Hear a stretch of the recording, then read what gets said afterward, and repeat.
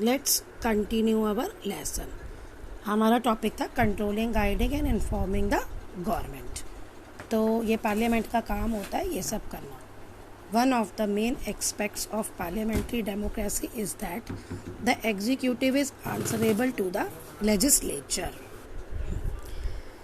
तो एक parliamentary democracy का क्या मतलब है, क्या होता है इसमें? एग्जीक्यूटिव यानी जो सरकार है, गवर्नमेंट में जो मंत्री है, जो लीडर्स हैं, उनको पूरी पार्लियामेंट में आंसर देना पड़ता है। The government has to give an account. Government को बताना पड़ता है कि उसकी पॉलिसीज़ क्या क्या है और खर्चे कौन कौन से उसने किए। The opposition play a crucial role in the system of eliciting essential information about the functioning of the government. अब जो अपोजिशन है यानी वो लीडर्स जो पार्लियामेंट में बैठते हैं लेकिन वो गवर्नमेंट में नहीं है, गवर्नमेंट में जो पार्टी है उनसे वो अलग पार्टी के मेंबर हैं, तो उनका काम होता है कि जो भी गवर्नमेंट काम कर रही है उस पर इंफॉर्मेशन लेना। एलिसाइटिंग मतलब ऑब्टेन्ड इंफॉर्मेशन लेना and highlighting flaws in the policies and programmes of the government. और जो गवर्नमेंट की पॉलिसीज होता है उसमें जो पॉलिसीज है जो उनमें कमियां होती है ना, फ्लॉज मीन्स जो कमियां हैं उनको हाईलाइट करना, बताना। Question, answer and 0 hour are the 2 times during the day when relevant information can be sought from the government। तो ये जब पार्लियामेंट का सेशन होता है ना, तो ये दो है, एक क्वेश्चन आवर जिसमें वो क्वेश्चन पुट करते हैं और 0 hour। तो ये दो ऐसे टाइमिंग्स होते हैं पार्लियामेंट में जबकि जो आपको इन्फॉर्मेशन चाहिए, रेलेवेंट इन्फॉर्मेशन, वो गवर्नमेंट से ली जा सकती है। Question our is the first hour of every sitting when the minister answer question related to the operation of their representative departments। तो क्वेश्चन आवर्स जो होता है वो पहले घंटे का, फर्स्ट घंटे का होता है। उसमें कोई भी अपोजिशन का लीडर या कोई भी मिनिस्टर क्वेश्चन पूछ सकता है। तो उससे रिलेटेड जो क्वेश्चन पूछा उस डिपार्टमेंट से रिलेटेड मिनिस्टर को उसका आंसर करना पड़ता है। 0 hours immediately after starts immediately after the question hour। अब 0 hour के बाद जो है वो क्वेश्चन आवर वाला सेशन स्टार्ट हो जाता है। ड्यूरिंग दिस आवर, इस घंटे में डिस्कशंस जो पब्लिक इंटरेस्ट के मैटर होते हैं ना, जो लोगों के इंटरेस्ट के काम है, उन पे डिस्कशन होता है। MPs as representative of the people. क्यों? क्योंकि एमपीज हमारे ही रिप्रेजेंटेटिव हैं लोगों के।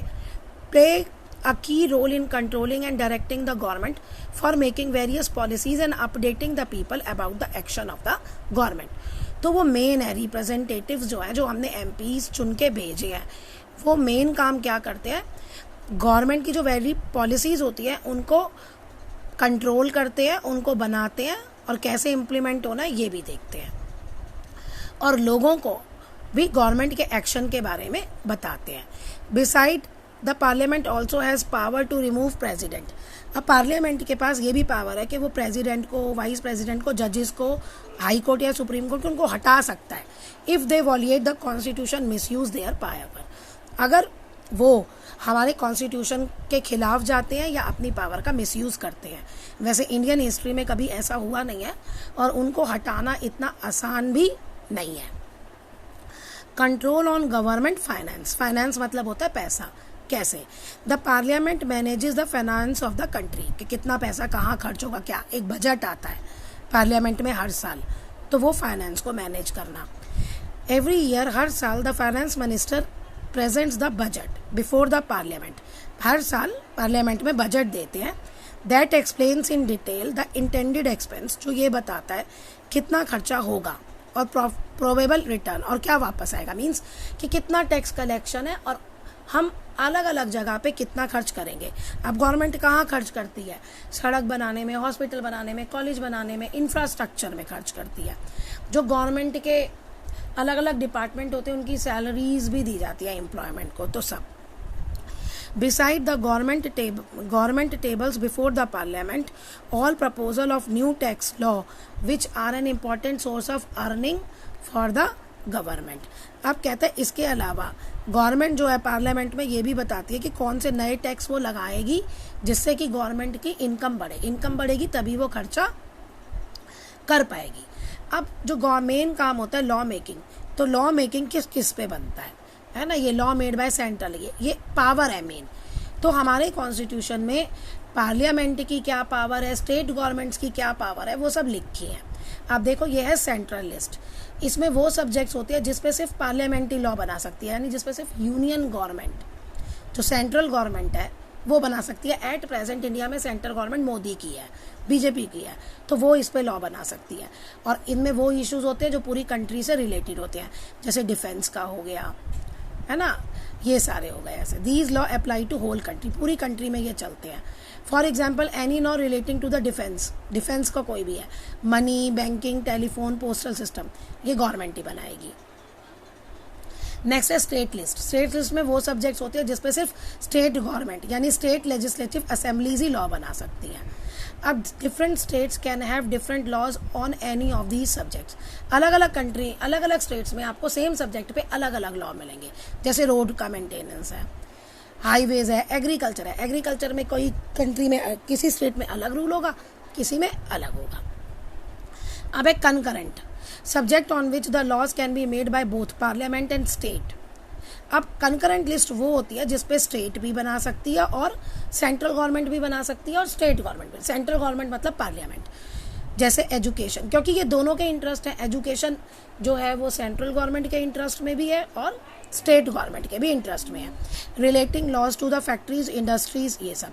लेकिन अगर कोई भी प्रॉब्लम आती है, देखो कॉन्ट्राडिक्ट ईच अदर, पार्लियामेंट का स्टेट लेजिस्लेटिव असेंबली लॉ बनाती है और ये लॉ एक दूसरे के खिलाफ है, तो जो पार्लियामेंट में लॉ पास हुआ, जो सेंट्रल गवर्नमेंट ने बनाया, वही स्टेट गवर्नमेंट को मानना पड़ेगा। तभी ये लाइन लिखी है, law made by the parliament takes precedence over the law made by the state legislative assembly. इसके बाद एक और है जो आपकी बुक में मेंशन नहीं है, वो है आपकी रेसिडुअरी लिस्ट। वो 10th क्लास में मेंशन है। ये वो सब्जेक्ट है जब हमारा ये कॉन्स्टिट्यूशन लिखा गया, ये सब कॉन्स्टिट्यूशन में लिखा है, लेकिन उस समय वो सब्जेक्ट नहीं थे, वो बाद में आए। इसका बेस्ट एग्जांपल है internet, information technology.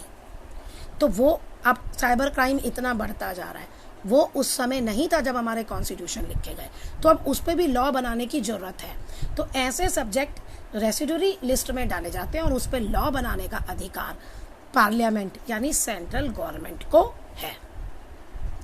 Next is law making. As per the constitution the centre can make laws 90। अब ये जो टोटल सब्जेक्ट है ना, यानी कि सेंट्रल लिस्ट में टोटल कितने सब्जेक्ट हैं?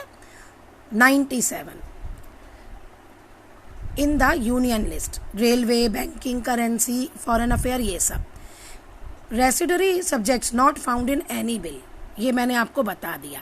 It has also the authority to amend the constitution. अब आप पार्लियामेंट का फंक्शन पढ़ रहे हैं तो लॉ मेकिंग में यही आ रहा है कि पार्लियामेंट इन पे बना सकती है लॉ, जो 97 है उसमें। Okay, constitution matter affecting state it has to be endorsed by the state too. अब कहते हैं अगर कॉन्स्टिट्यूशन को अमेंड करना है, कोई कॉन्स्टिट्यूशन में चेंजेस करने हैं, तो वो ये कर सकती है पार्लियामेंट। और आप लोगों को एक और काम करना है, जैसे इसमें डिफरेंस बिटवीन आता है state list, central list, concurrent list. जैसे इसने स्टेट लिस्ट के तो सेंट्रल लिस्ट के तो बता दिए 97 सब्जेक्ट्स हैं, ऐसे ही स्टेट और कंकरेंट लिस्ट के भी आप अपने आप निकाल लेना। अगर नेशनल इमरजेंसी लगती है या स्टेट मशीनरी ब्रेक डाउन हो जाती है, यानी किसी स्टेट के बारे में, तो matter of national importance parliament जो है तब स्टेट लिस्ट पे लॉ बना सकती है। The Parliament also formulate law on the 47 subjects given in the concurrent list. Concurrent list का भी आपको इन्फॉर्मेशन मिल गई, वहाँ पे 47 सब्जेक्ट्स हैं। ओके, ये सारे इसमें दिए हुए हैं। अब है people in parliament.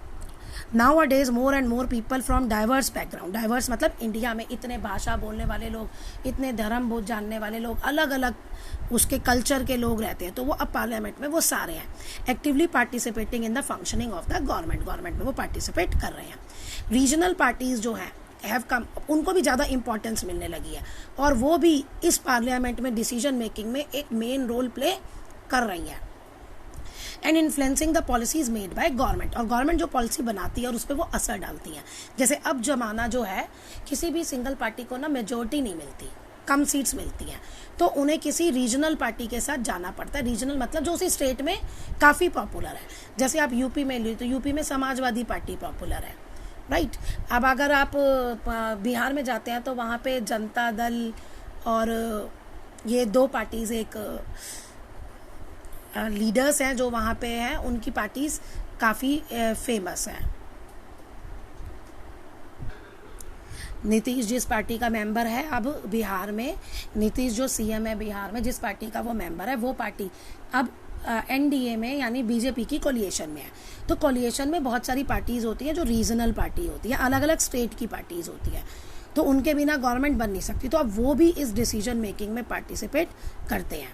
People who were till now unrepresented are getting elected to the parliament. लोग जो अब तक पार्लियामेंट नहीं जाते थे वो भी अब जाने लगे हैं। द अंडर प्रिविलेज सेक्शन, जो माइनर सेक्शन कहते हैं या जिनको ज़्यादा अधिकार नहीं है, माइनॉरिटीज़ कम्युनिटीज़, वो भी अब पॉलिटिकल प्रोसेस में पार्टिसिपेट करने लगी है। रिजर्व्ड कॉन्स्टिट्यूएंसीज का कॉन्सेप्ट है इंडियन कॉन्स्टिट्यूशन में। तो रिजर्व्ड कॉन्स्टिट्यूएंसी जैसे भाई यहाँ से सिर्फ एक एससी वाला खड़ा होगा, यहाँ पे ओबीसी वाला कैंडिडेट खड़ा होगा, तो वहाँ पे तो सब पार्टीज़ को अपना वही कैंडिडेट खड़ा करना पड़ता है, तो चुन के भी वही जाएगा। तो ऐसे पार्लियामेंट में वो जाने लगे हैं। To ensure that historically marginalized societies are better represented, certain percentage of seats are reserved from them in the parliament। वही आ गया रिजर्व्ड कॉन्स्टिट्यूएंसीज कि भाई जो कभी खुद खड़े हों, लोग उनको कभी वोट करेंगे ही नहीं, वो पार्लियामेंट में जा ही नहीं सकते, तो उनके लिए सीट रिजर्व कर दी कि यहाँ से भैया उसी कम्युनिटी का लोग खड़ा होगा, तो वही जाएगा फिर पार्लियामेंट में। MPs elected from such constituencies have a better understanding of the problem at the grassroots level। तो अब ये जो खड़े होते हैं, जो अनप्रिविलेज्ड है, माइनर कम्युनिटीज़ हैं, इनको इनकी प्रॉब्लम ज़्यादा अच्छे से पता होती है। तो अब ये जब पार्लियामेंट में जाएंगे तो ये अपनी प्रॉब्लम ज़्यादा अच्छे से वहाँ रख पाएंगे। So they can influence the government to frame policies that will eventually benefit their region. तो वो ऐसी पॉलिसीज़ बनाएंगे जो उनके रीजन को बेनिफिट करेगी, फ़ायदा करेगी। Similarly there have also been debate for reservation. अब सीट्स देखिए, जो लोकल इलेक्शन है म्यूनिसिपैलिटीज़ और कॉरपोरेशन के, पंचायत के, इनमें तो 33% गवर्नमेंट्स के लिए सीट, लेडीज़ के लिए सीट रिजर्व कर दी और यहाँ से अब ये इम्प्लीमेंट भी हो गया, लागू हो गया। लेकिन अभी पार्लियामेंट में और स्टेट असेंबलीज में ये रूल लागू नहीं हुआ, लेकिन वो कह रहे हैं कि इसको करो, डिबेट हो रही है इस पर। 60 years एगो सिर्फ 4% वुमेन MPs थी, जो अब 9% हो गई हैं। तो अब लेकिन जो वुमेन की, जो टोटल कंट्री की पॉपुलेशन है उसमें 50% वुमेन है, और जब लॉ बनाने की बात होती है, उनके इश्यूज उठाने की बात होती है, तो सिर्फ 9% ही है जो गई हैं अभी, जो सिर्फ MPs हैं। तो वुमेन का पार्टिसिपेशन भी ज़्यादा होना चाहिए।